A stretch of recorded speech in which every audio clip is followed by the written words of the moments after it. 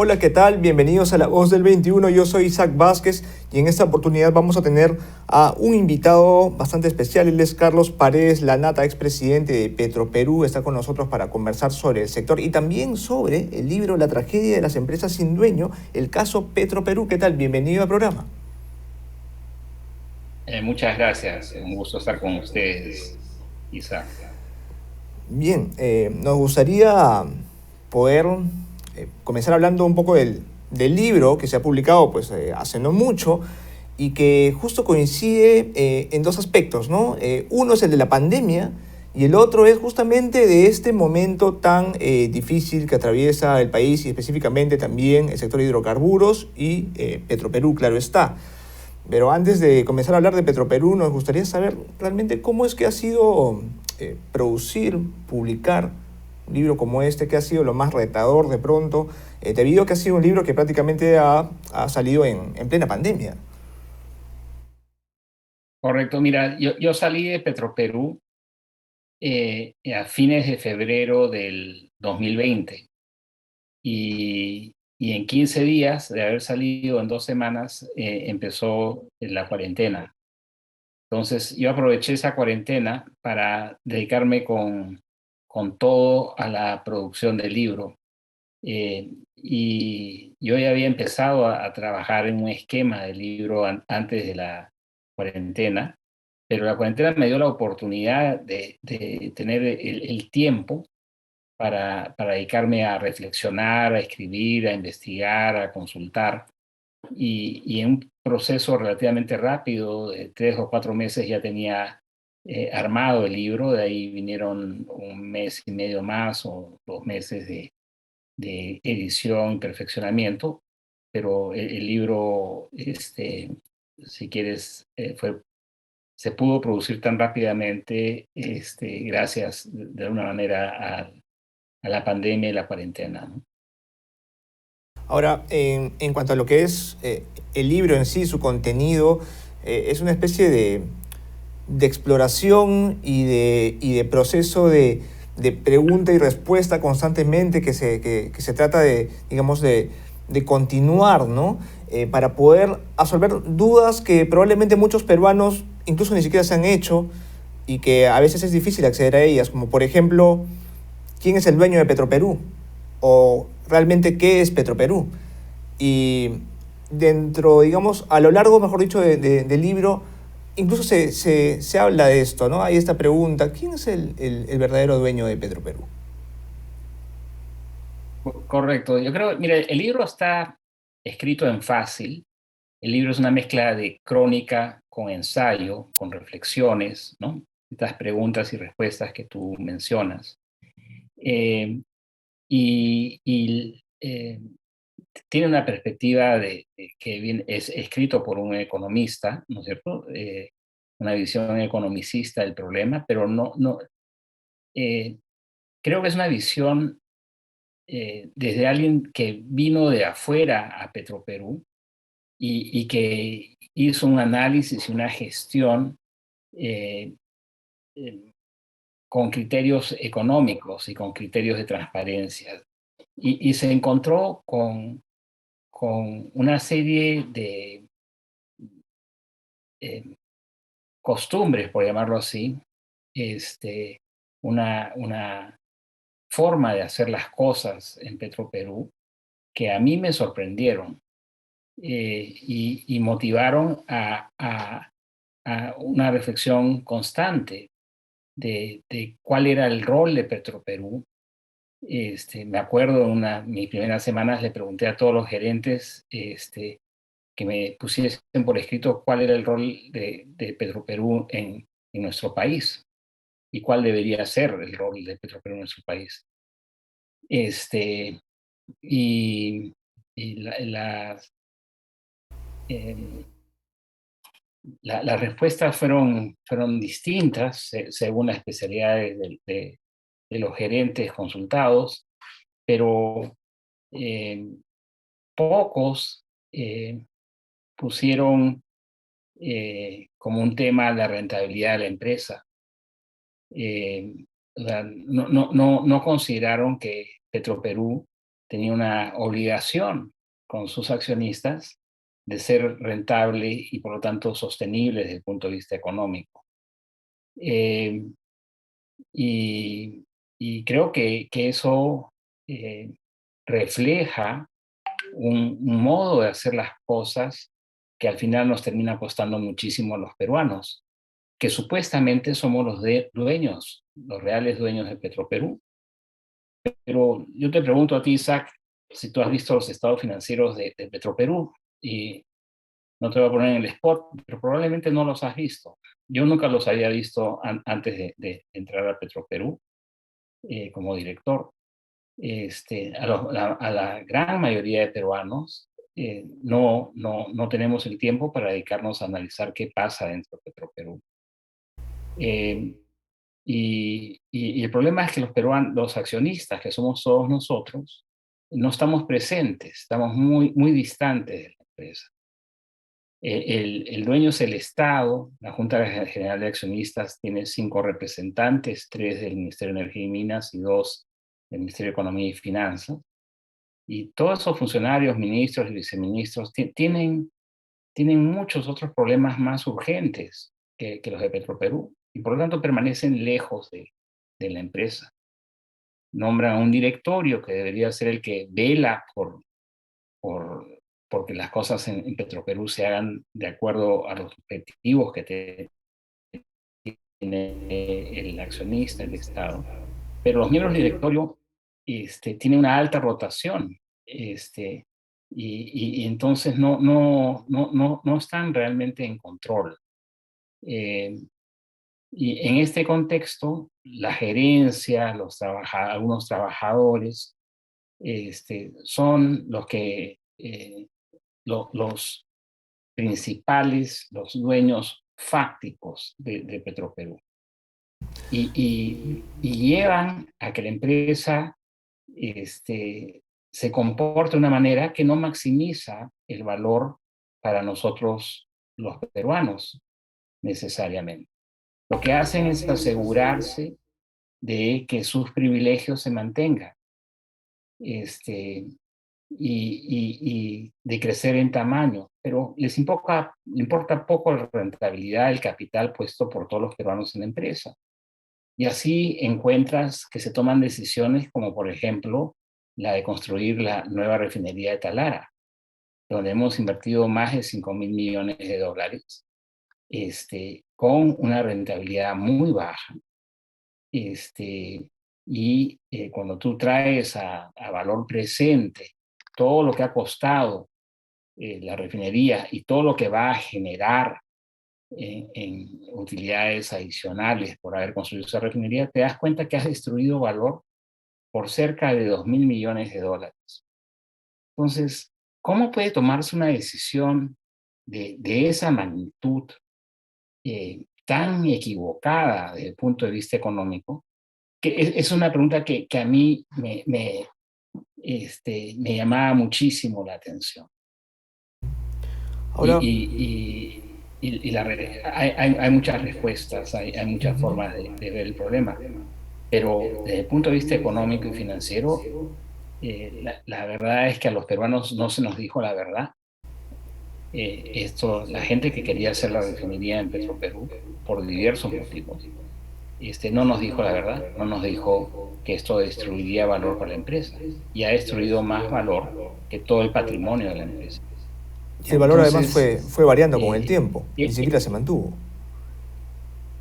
¿Perdón? Y el valor además fue variando con el tiempo, es decir, más que el valor en realidad, el precio, ¿no?, de sacar adelante una El refinería, costo. ¿no?, el costo, mejor dicho, de Costo, sacarla sí. adelante, Mira, ahí fue variando. hay mucha mala información, pero sí, el costo se incrementó. El costo se incrementó de manera significativa porque aumentó la complejidad de la refinería que finalmente se construyó. Entre lo que se aprobó en el 2008.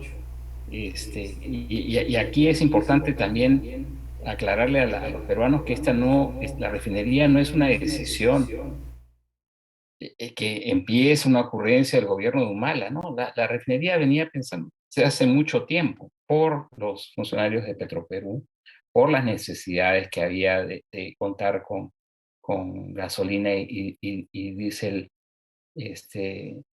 con más limpio, de tener una refinería más grande. Eh, y, pero esto el estudio de factibilidad se hizo en el segundo gobierno de Alan García y se empezó a trabajar aceleradamente en ese periodo en desarrollar los estudios y contratar a las empresas para poder desarrollar la refinería. Y luego, en el 2013, se aprobó una ley de alguna forma mayoritaria en el Congreso, con casi todas las bancadas respaldándola, para hacer la refinería, en vez de invertir en salud, en nutrición, en agua, saneamiento, en educación, que invirtiésemos en una refinería con tecnología de punta, en Talara, lejos del mercado, que está más bien en Lima y en el sur del Perú. Entonces, aquí hay una serie de cosas que se tienen que analizar, investigar, y yo creo que desde un punto de vista conceptual, este tipo de decisiones refleja que el que las toma no está pensando en el bolsillo de los accionistas, no está pensando en generar valor para los accionistas, está pensando en lo que a él le conviene, que es mantener sus privilegios, ganar más, ser más importante dentro de la economía, ser menos prescindible, ¿no? O más imprescindible, y de esa manera asegurarse un futuro feliz, ¿no es cierto? Bien pagado, al margen de cuánto valor genere.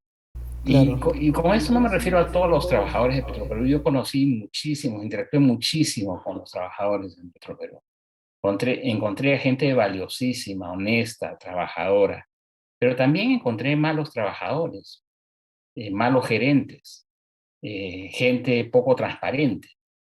Eh, y, y, y, el problema es que esa forma de gerenciar, poco transparente, nos cuesta mucho, ¿no? Y Usted habla ese es de el drama de las poca... empresas sin dueño. Ese es Claro. la drama del...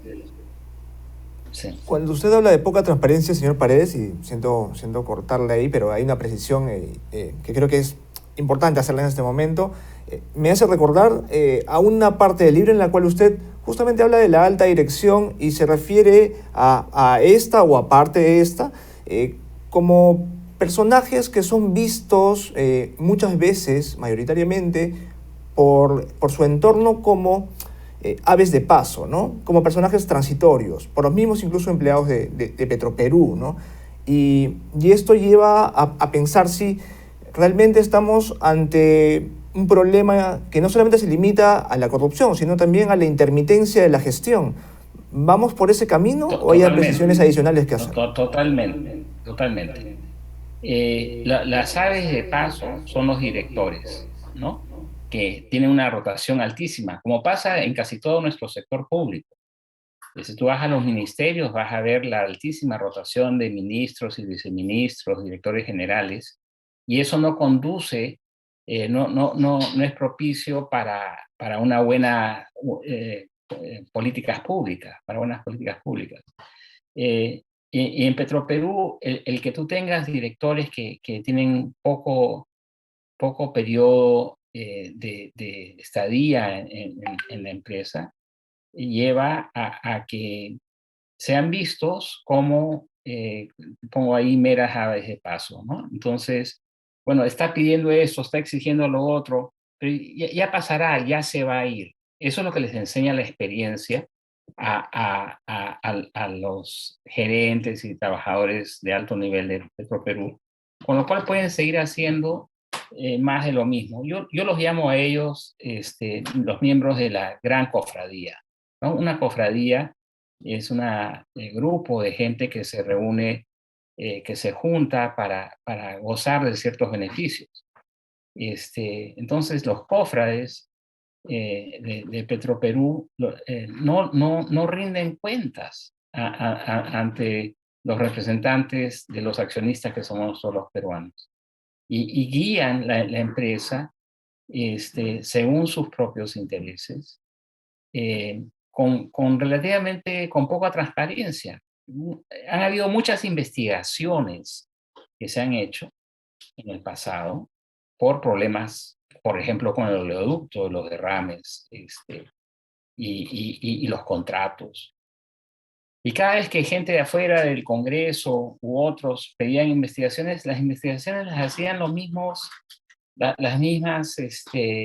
áreas que debían ser investigadas, ¿no? Y es protegerse las espaldas entre ellos que no propicia más transparencia, que no propicia que salgan al aire los errores, los problemas, y por lo tanto que no se corrijan.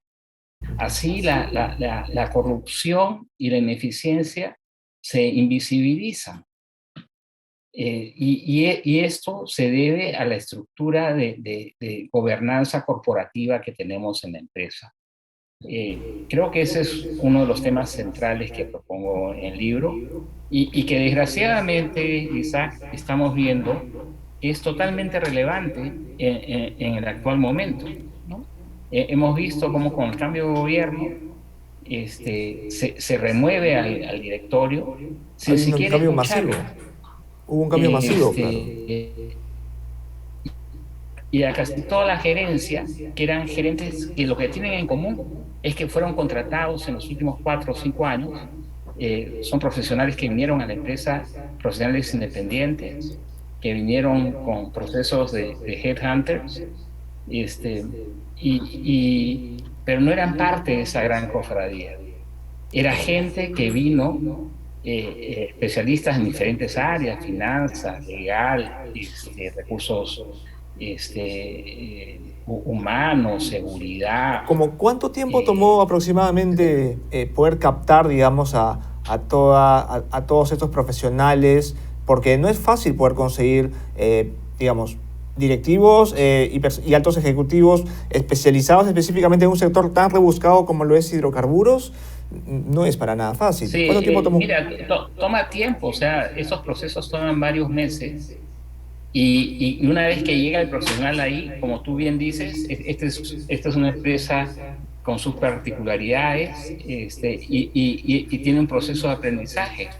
Entonces, tú en reponer a toda esta gente, con gente de buen nivel, va a tomar un buen tiempo.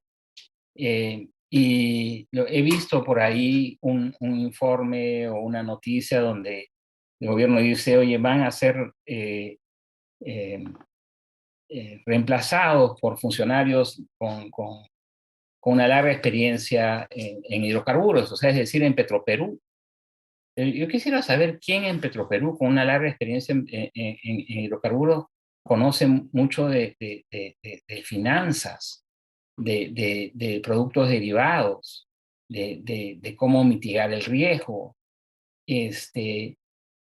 Tú necesitas, y en todas las empresas sucede esto, tú buscas a los mejores de afuera para traerlos a tu empresa y mejorar el nivel de tus funcionarios, que haya un proceso de aprendizaje adentro trayendo mejores de afuera. Pero no puede ser que porque tú eras de afuera, entonces te saco, ¿no?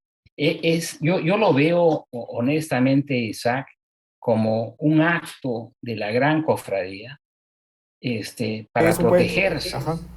de, ¿Esto puede de, significar de el retorno de la gran profesionales. cofradía? Perdón, la gran Eh, cofradía son estos profesionales que han manejado Petroperú durante mucho claro. tiempo, beneficiándose, manteniendo privilegios, ¿no? Y ahí incluyo gerentes de alto nivel, mediano nivel, algunos dirigentes sindicales. Es todo un grupo que lo que busca es mantener el statu quo, mantener sus beneficios y no necesariamente generar valor para todos los peruanos. Claro, lo ¿no? que le preguntaba, Entonces, señor Paredes, el problema es discúlpeme, que cuando esta era gente se ha justamente eso. visto amenazada, y este proceso Ujú. empezó antes que yo, varios años antes que yo, y por lo menos con dos presidentes antes que empezaron a traer gente de afuera. Ellos dijeron, ay carambas, entonces ya no tengo mi puesto asegurado. Vienen estos funcionarios del sector privado y empiezan a poner reglas e imponer métodos que no son necesariamente los que me convienen a mí. De hecho, de repente yo no los conozco, los métodos, y entonces me siento Ujú. como funcionario cuestionado, me siento en peligro, y la verdad que había animadversión con respecto a algunas de estos profesionales que se trajeron de afuera. Es lamentable porque Petroperú es la empresa pública más grande del país, tiene una deuda enorme, está por finalizar el proyecto de inversión pública más grande de la historia del país, y no necesitaba en este momento esta disrupción tan grande en la gerencia. Claro. Ni el Eh, retorno de la gran cofradía, y, como usted dice. ¿Perdón? Ni el retorno de la gran cofradía, como usted dice. No, pues no, no. Para nada. Y en ese De contexto un me gustaría... plumazo Ajá.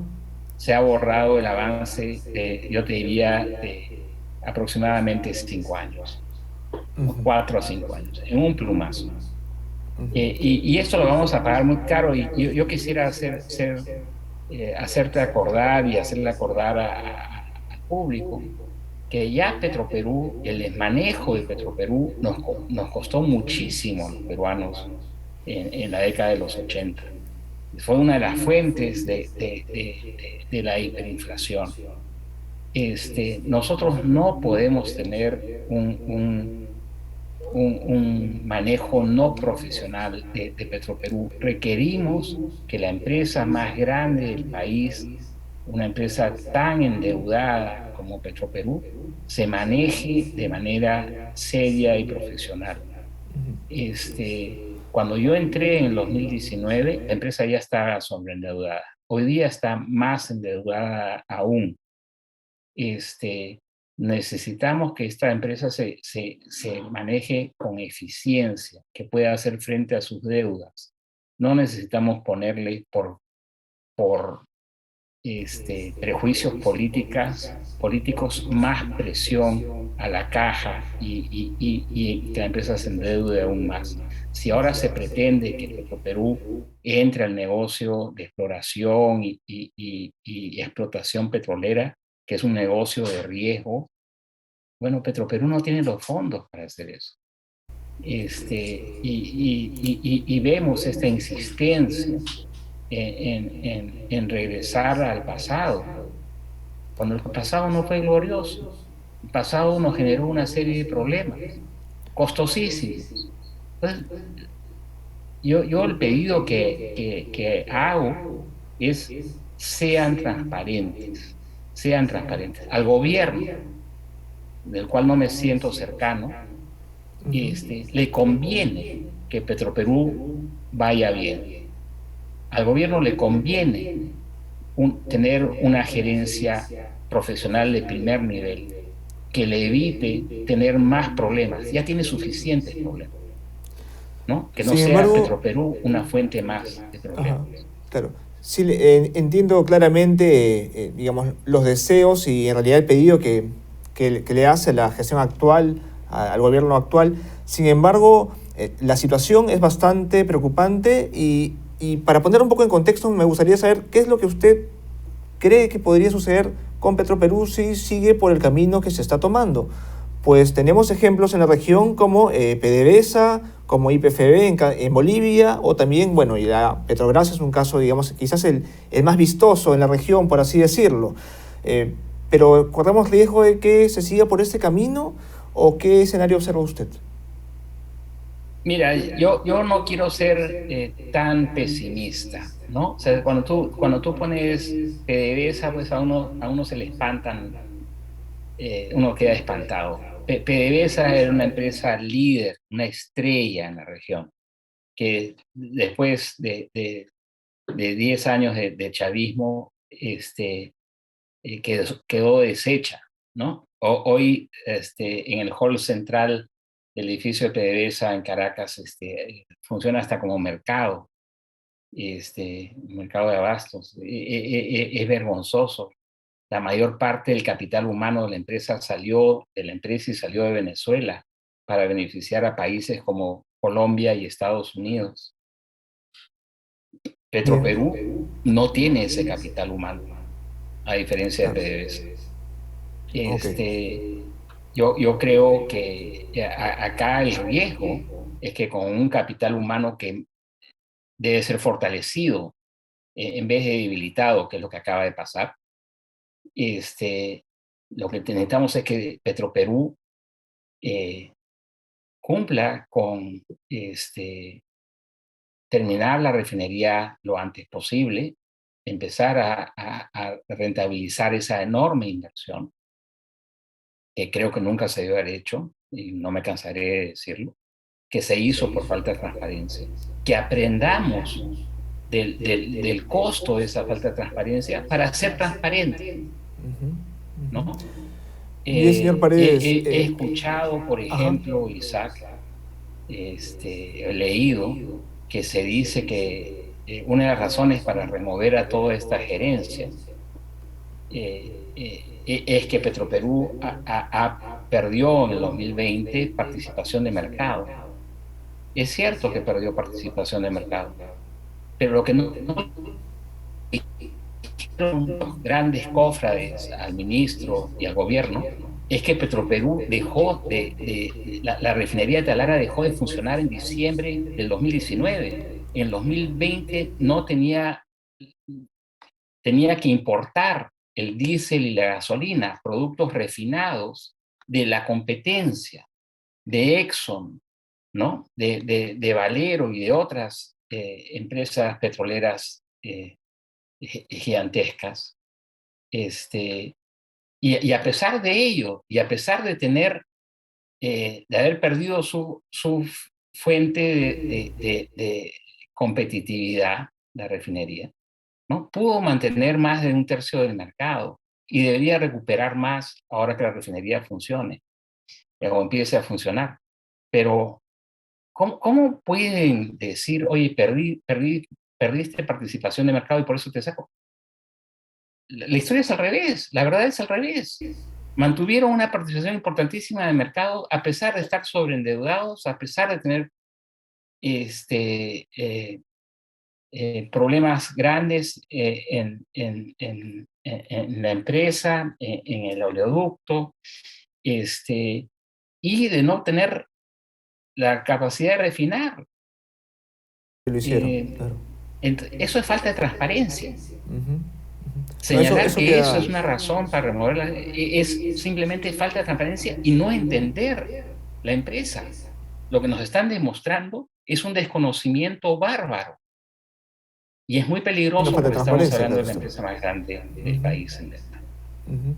No, eso nos queda claro y que también queda bastante claro que pues hay grandes problemas en esta empresa pública como que es Petroperú y además, claro está, ya de la falta de transparencia que también era lo que se cuestionaba desde mucho antes. Y para finalizar, señor Paredes, nos gustaría tener su opinión sobre lo que ha venido sucediendo con el caso Camisea. Sabemos que usted ha estado, digamos, alejado del tema de gas natural porque claramente Petroperú no tiene, digamos, que ver directamente ahí.